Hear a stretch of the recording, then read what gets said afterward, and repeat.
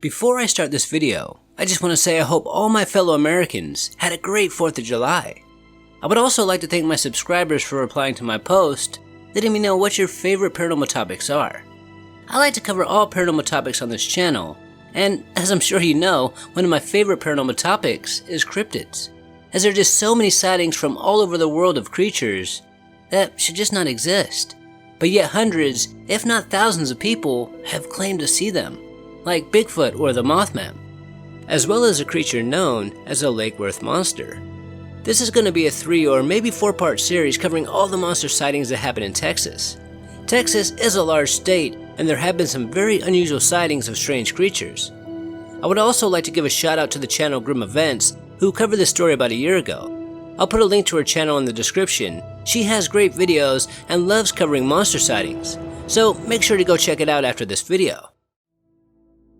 In 1969 in North Texas, there were reports of a strange-looking animal roaming the woods. This animal was described as a mix between a man and a goat. It had a small human-like body, but its head was that of a goat or a dog, and it also had a single horn on top of its head. Now, some eyewitnesses did say that it was actually quite large, at least 6 or maybe even 7 feet tall, 200 plus pounds with floppy ears. It was also reported to have long clawed fingers with white hair, but some said that it had scaly skin. I believe the first encounters happened before July 11th, but this is when most of the locals first heard about a terrifying creature roaming the Lake Worth area. As on this day in 1969, a local newspaper reported that something terrifying happened to couples who were parked. 6 people told the police that they were attacked by what is now known as a Lake Worth monster. These couples stated that this thing got agitated when they saw it, so it attacked them. And then they saw it throw a tire hundreds of feet in the air. And these couples, they were terrified. They got the heck out of there as fast as they could. And when they were a safe distance away, they called the cops and told them what they had just seen. So 4 police units went out there to investigate. But by the time they got there, this thing was gone. And not too long after this sighting, 5 people claimed to see this creature break a branch off an oak tree. Another eyewitness told the authorities that this thing jumped down from a tree onto the hood of his car, just scaring him to death. So he took off at high speeds and the monster was just hanging onto his car until he crashed it into a tree. And he showed the police that there was a huge scratch that was on his Mustang where the creature had landed. There was also a report from a group of people who claimed to see it standing close to a cliff, and they said that this thing was massive and covered in white hair. Now around this time, a lot more people claimed to see this animal, or they claimed to see large tracks in the depths of the forest that were too big for an average human. Sometimes it was described more like a Bigfoot. Sometimes it was described more like a goat man with scaly skin. One of these eyewitnesses was lucky enough to get a picture of it. And just like with most cryptid photos, it is a bit blurry, but it does seem to be a large animal with white hair. There were also reports of sheep being ripped to shreds, but then the sightings just stopped coming in, making many believe that this creature was nothing more than a hoax. Just a bunch of bored high school kids having a little fun in the summer, scaring the crap out of people. And that could very well be the case.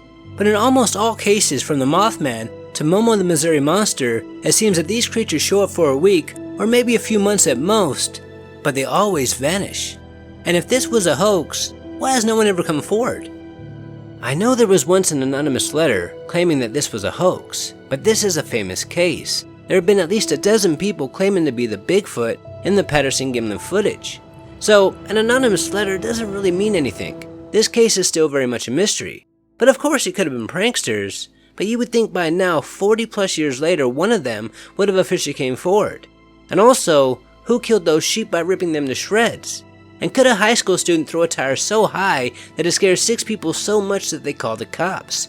And couldn't 6 people, even at night, be able to tell that it's a person in a simple costume? The next cryptid I want to go over happened in Texas in late 1975 and 1976. In 1975, Texans saw an enormous, terrifying looking creature that still to this day can't be explained, and they called this creature the Big Bird. Eyewitnesses stated that they saw a man-sized bird flying in the skies above. One of the first reported sightings happened to 2 police officers. While these officers were on patrol in the early morning hours, they saw something that just scared them to death. They saw what looked like a hairy man with wings flying right over their patrol car. And even though they had never seen anything like this before, it was quickly dismissed as just a large pelican. But not too long after, two teenage girls, Tracy and Jackie, had an encounter of their own. While these two girls were playing in their backyard, they saw what they described as a 5-foot-tall bird just staring at them. But this was no ordinary bird. It looked like some sort of flying humanoid, and these girls were really freaked out, so they ran inside and told their parents what they saw. And their parents, seeing the fear in their faces, wanted to investigate.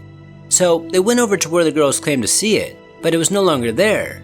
But they did see some huge 3-toed tracks. And the next day, they were on a local news station, and they told their fellow Texans about this huge mysterious bird. And as one would expect, hysteria soon followed, as people all throughout this region were looking to the skies trying to get a glimpse of this mysterious flying creature. Then on January 7th, about a week after the two teen girls saw the creature, a man heard something slam right into his house. So he went outside to see what the heck was going on. And right outside of his house he saw an animal that he believed was from another planet. He stated that he saw a bird-like creature that was about 4 feet tall, and its eyes were about the size of silver dollars. It had wings, but it was no bird. I would also like to point out that, according to this article, it did crash into his house. So whatever this was not that good at flying. Or maybe it meant to slam into his house, who knows. Then a few days later, a man named Armando was outside smoking a cigarette when all of a sudden he heard the sound of flapping right above him. And when he looked up, he saw a huge, odd-looking animal flying right above his head. Then this creature started to fly towards him, and before he could run away, it attacked him, clawing at his body. And sadly, Armando had to be taken to the hospital. And the paramedics saw that Armando was in a state of shock. He couldn't believe what had just happened to him. Then on January 18, two sisters claimed to have seen this mysterious creature drinking at a watering hole. And on that very same day, two soldiers claimed to have seen it at a ranch near the town of Poteet. Now at this time in this region, hysteria was in full effect, and radio station owners to oil tycoons were offering massive rewards to anyone who could capture this animal. But just like most monster sightings, this creature seemed to have just vanished. But there was another sighting of another mysterious animal that very same year, but the description of this animal was a bit different. And this sighting got cryptozoologists very excited. This animal, or these animals as there was more than one, was seen by two different people on the same road on the same day. While two teachers were driving in separate cars going down an isolated road, they saw on the side of them what looked like bony looking birds that had a wingspan of up to 15 to 20 feet. And these teachers, they could not believe what they were looking at. One of them believed that they were actually looking at a dinosaur. Now this is a popular mass sighting of an unknown flying creature, especially today as it's still talked about all the time. I remember watching this case on Monster Quest back in 2007, and it was an awesome episode. It truly made me wonder, what the heck were these people seeing? Some experts believe that it was nothing more than a condor, but I don't agree with that, as one of the eyewitnesses did state that it was not from this world. When I was about 10 years old, living in the Bay Area, Northern California, I was lucky enough to see a condor sitting on a brick wall that separated our houses from the freeway. When I was walking next door to go play with my neighbor, I saw it just sitting there. I remember seeing something strange in the corner of my eye, and when I looked, I couldn't believe it. This bird was massive. I was shocked and a little bit scared, so I ran to my neighbor's house and told them, and they came out to get a look, and thankfully it was still there. Then they ran to their neighbor's house and told them, and in the end, half the people on my block got to see it. It was an extremely rare sighting. This truly was a majestic animal. But never did I or anyone else think that it was not from this world. We knew it was a bird, an animal from Earth, and I was only around 10 years old at the time. So I doubt a grown man living in Texas would think a condor, or any bird for that matter, is a creature from another world. Now what these eyewitnesses saw in Texas in 1975 and 1976 is still talked about today. It's a very popular mass sighting of an unknown flying animal.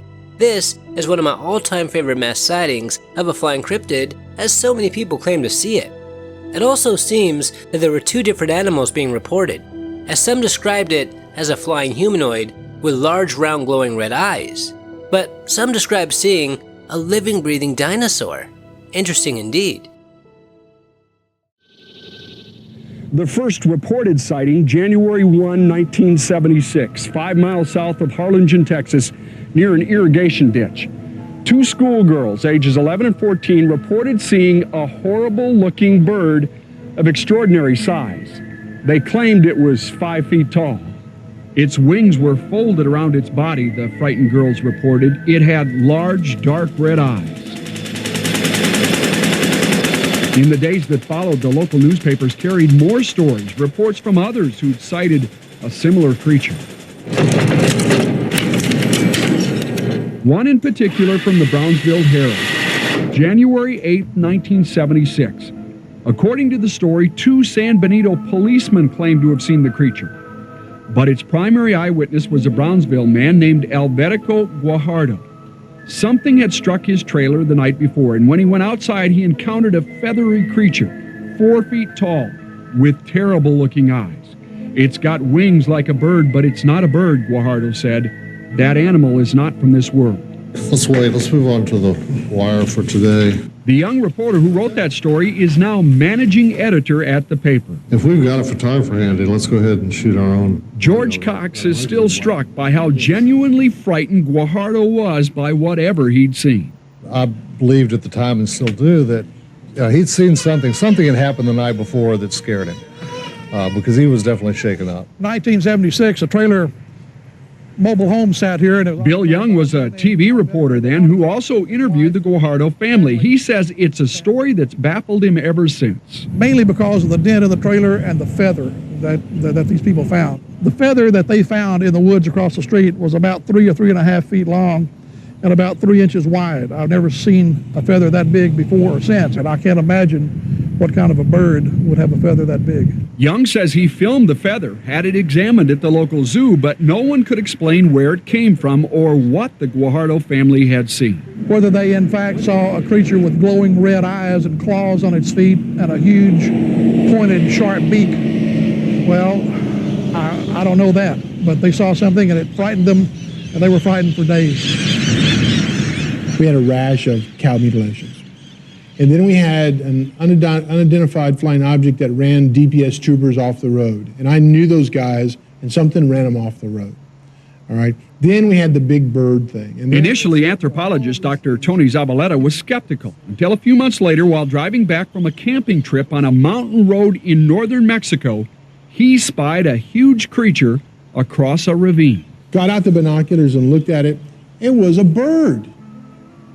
I mean, an enormous bird. In fact, it gave me shivers because we sleep outside, you know, and there's this bird that's as big as I am. Dr. Zabaleta thinks it may well have been an unusually large condor that somehow wandered far out of its range. But of one thing, he's now certain. There was a 5-foot bird out there. But whatever Alverico Guajardo described to Bill Young seemed not to be a bird at all. The red glowing eyes. He thought it was something demonic.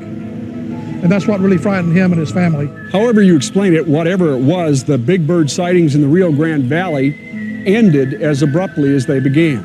For the first few months of 1976, there were a whole series of reports, some of them from very credible people. After that, nothing. For now, more than 20 years. Until next time, this is Paranormal Junkie. Make sure to hit that subscribe button and stay tuned.